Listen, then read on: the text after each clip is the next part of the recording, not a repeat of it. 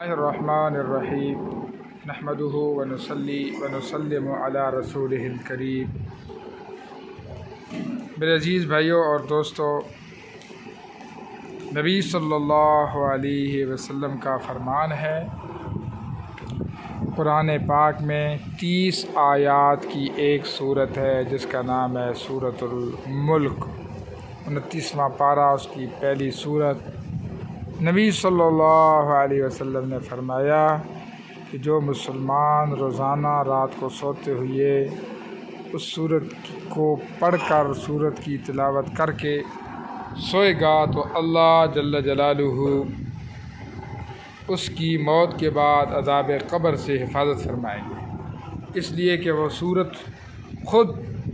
وہ اس مردے کے پاس قبر میں آ جائے گی اور اللہ پاک کو کہے گی، اے اللہ، میں تیرے کلام کا حصہ ہوں، اور اس کی یہ صفت تھی کہ یہ روزانہ مجھے یاد کرتا تھا اور پڑھ کر سوتا تھا، تو اس روزانہ پڑھنے کی برکت سے یہ سورت اس کی سفارش کرے گی، اور اس کی سفارش کی برکت سے اللہ تعالیٰ عذاب قبر سے اس میت کو محفوظ و مامون فرما لیں گے۔ یہ بہت بڑی فضیلت کی، فائدے کی چیز ہے، اس لیے جو میری ویڈیو کو سنیں وہ دیکھ کر پڑھ کے سوئے